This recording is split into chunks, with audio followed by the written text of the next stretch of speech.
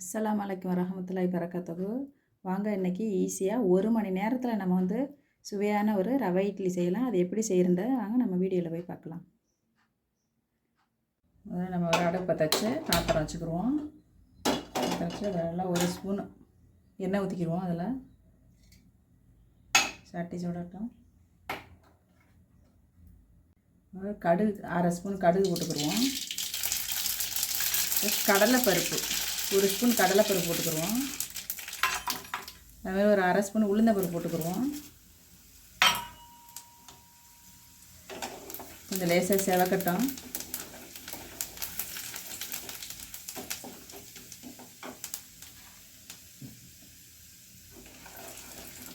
கொஞ்சம் செவந்துருச்சு. இப்போ நான் ஒரு விரல் பீஸு இஞ்சி வச்சுருக்கேன். இஞ்சி திருவி வச்சுருக்கேன், ஏன்னா வாயில் கடிபடக்கூடாது. இஞ்சி திருவி வச்சுருக்கேன், அதையும் போட்டுக்கிறோம். வெங்காயம் ஒரு பாதி வெங்காயம் வெட்டி வச்சுருக்கேன், அதையும் நம்ம அதில் சேர்த்துருவோம்.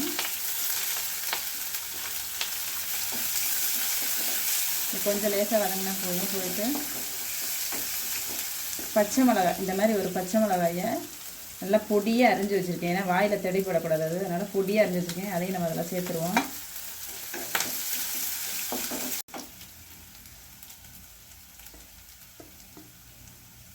பொடியை கட் பண்ண கருவேப்பிலை ஒரு 6 அதையும் போட்டுக்கிறோம். நம்ம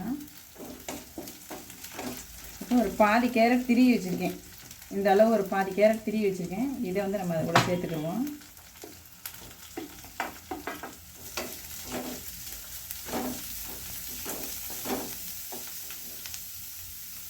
இப்போ நம்ம இது கூட ஒரு கப்பு ரவை அளந்து வச்சுருக்கேன். இந்த 1 கப் ரவையும் அது கூட போட்டு சேர்த்து வறுத்துக்குருவோம். ரொம்ப வறுக்கணும்னு அவசியம் இல்லை, ஒரு 5 நிமிஷம் வதக்கினா போதும், ஒரு 2 நிமிஷம் 3 நிமிஷம் வதக்கினா போதும். ரொம்ப வறுக்கணும் அப்படின்னு இல்லை. நீங்கள் கப்பு மெஷரிங் கப்பு இல்லைன்னா ஒரு டம்ளர் எடுத்துக்கிறங்க. பெரிய டம்ளரில் ரவை, நல்லா 1 டம்ளர் ரவைனா அதில் 1/2 டம்ளர் தயிர் எடுத்துக்கிறங்க. 3/4 டம்ளர் தண்ணி எடுத்துக்கிறங்க. அந்த அளவு வச்சு போட்டிங்கன்னா கரெக்டாக இருக்கும். மெஷரிங் கப்பு இருந்தால் பரவாயில்ல, அதிலே அளந்துக்கிறங்க. இல்லைனாக்கா நீங்கள் இந்த மாதிரி ஒரு பெரிய டம்ளர் எடுத்து அதில் அளந்து போட்டுக்கிறங்க, நல்லாயிருக்கும்.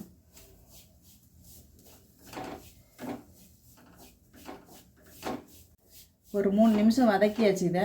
இதை நம்ம கொஞ்ச நேரம் நல்லா சில்லுன்னு ஆறட்டும். இதை அடுப்பை ஆஃப் பண்ணிவிட்டு அப்படியே ஆற விட்டுருவோம். கொஞ்சம் நேரம் ஆறட்டும். ஆற வச்சு இப்போ நம்ம நல்லா ஆறிச்சு வேறு பாத்திரத்தில் நான் மாற்றிக்கிட்டேன். இப்போ இது கூட நம்ம ஒரு 3/4 கப்பு தண்ணி போட்டுக்கிறோம். இது கூட 3/4 கப்பு தண்ணி.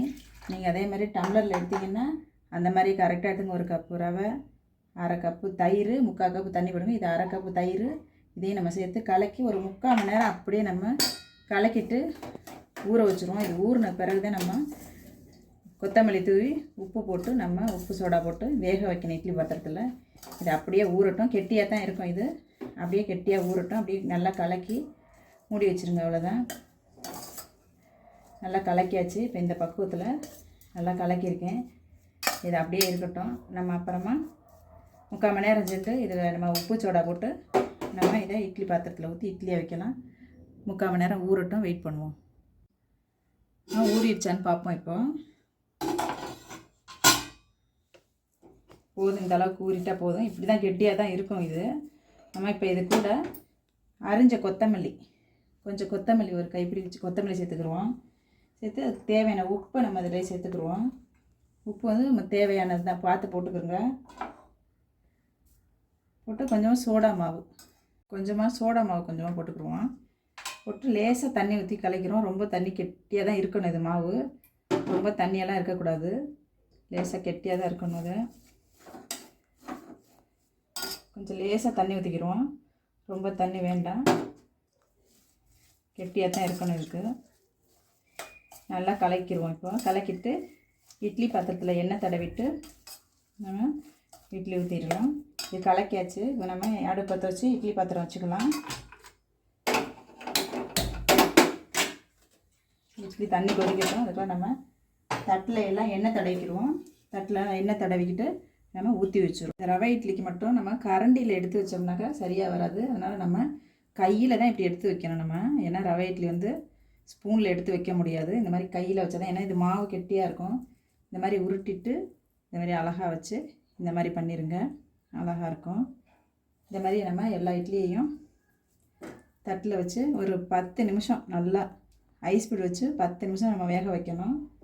தண்ணியாக வச்சிடாதீங்க. தண்ணியாக வச்சா இட்லி சப்பையாயிரும், நல்லா குண்டு குண்டாக வராது. ஒரு மணி நேரத்தில் நம்ம மாவெல்லாம் ஆட்டாமல் 1 மணி நேரத்தில் இந்த இட்லி வந்து நம்ம ரெடி பண்ணிடலாம். நம்ம இட்லி இதே மாதிரி தட்டில் எண்ணெய் தடவிட்டு இந்த மாதிரி கையில் எடுத்து தான் வைக்கணும். இதை கரண்டியில் எடுத்து வைக்க முடியாது. நம்ம இதை வந்து ஒரு 10 நிமிஷம் நல்லா ஐஸ் பீட் வச்சு 10 நிமிஷம் நம்ம வேக வச்சுக்கிடுவோம். நல்லா ஐஸ் பீடில் தண்ணி நல்லா கொதிக்கணும். ஒரு 10 நிமிஷம் வேகட்டும். நல்லா சாஃப்டான இட்லி வந்துடும். 10 நிமிஷம் ஆயிடுச்சு. இப்போ நம்ம இட்லி எந்த அளவுக்கு வெந்திருக்குன்னு பார்ப்போம். கலர் மாறிடுச்சு. இட்லி நல்லா வெந்திருக்குது பாருங்கள். தொட்டு பார்த்தா நல்லா சாஃப்டாக இருக்குது. வெந்திருச்சு இட்லி. நம்ம இப்போ அடுப்பு ஆஃப் பண்ணிடலாம். அவ்வளோதான். பாருங்கள் நம்ம இட்லி எவ்வளோ அழகாக குண்டு குண்டாக வந்திருக்கு.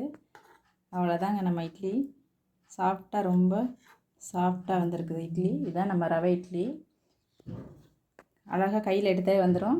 கண்டிப்பாக இந்த இட்லியை செஞ்சு பாருங்கள். செஞ்சு பார்த்துட்டு கமெண்ட் பண்ணுங்கள். இந்த அளவு வந்து 1 கப்பு ரவையில் 11 இட்லி கிடச்சிருக்கு. நீங்கள் இன்னமும் அதிகமாக ரவை போட்டு வேணும்னா இன்னும் அதிகப்படுத்திக்கிறங்க. அளவும் இதேமாதிரி நான் சொன்ன அளவை கரெக்டாக பண்ணுங்கள். சூப்பராக வந்திருக்கு நம்ம ரவை இட்லி. கண்டிப்பாக எல்லோரும் செஞ்சு பாருங்கள். சப்ஸ்கிரைப் பண்ணுங்கள். சப்ஸ்கிரைப் பண்ண எல்லாருக்கும் ரொம்ப ரொம்ப நன்றி.